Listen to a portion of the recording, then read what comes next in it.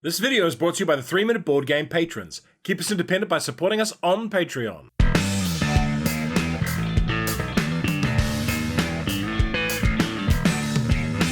Kia ora koutou and welcome to Fate of the Fellowship in about 3 minutes. Purchase copy used. There is a solo mode. It's a game for 1 to 5 players, playing time is medium, and it's a moderately complex game. It is the third age in Middle-earth. The One Ring, long thought lost, has been discovered, just as the ancient enemy Sauron begins to marshal his troops for war. Can you deliver the ring to Mount Doom before all hope is lost? You lose the game immediately if hope reaches 0. You win if you complete all your missions and then destroy the One Ring, and these missions can be different each game. Dice. Combat and the hunt for the ring use dice. Card management. There are multiple sets of cards to manage. Variable player powers. Each character has multiple special abilities. Player turn. Set up the game for the number of players and difficulty you want using this handy table as a reference. Then set up the board and reveal 9 shadow cards, placing troops in the location shown. Add these cards to the discard pile. Each player has 2 characters on the board as well as a hand of cards. These cards have 1 of 4 icons on them and a map region. On your turn you will activate both characters, but give one 4 actions and the other character only 1 action. One basic action is to move 1 space. You can move down different colored lines and take other characters with you. Some paths will have a cost shown on them, pay that using a token or a card.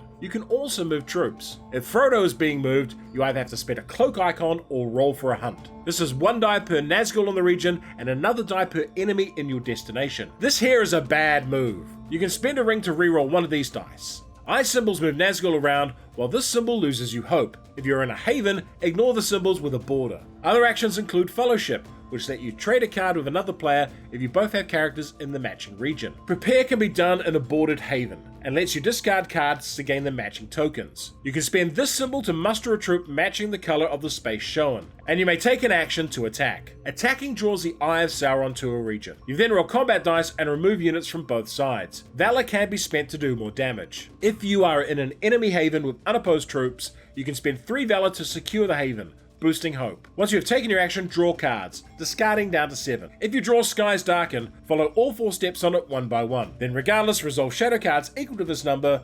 If the top card is an eye, resolve the bottom part. If it's a flag, do the top half. This can cause battles. Why would you like this game? Fate of the Fellowship is a very ambitious game, an attempt to use a pandemic system to tell the story of the Lord of the Rings. The character-driven parts and the big battles as well. When Fate of the Fellowship is at its best is when the interactions between the characters you are playing and the board tell stories that echo the source material, but don't necessarily clone it. Each of the characters has not just one unique power, but several. And they can also be the cornerstone of one of the missions, which I really like. All up, this is a cooperative game with a very broad appeal.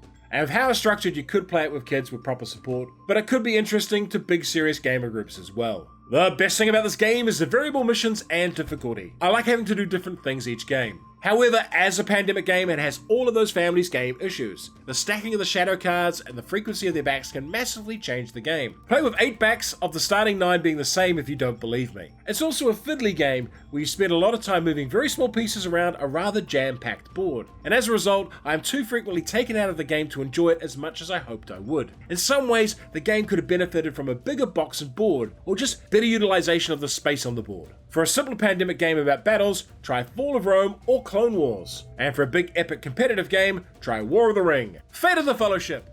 What is my purpose? You give a stealth token to Frodo.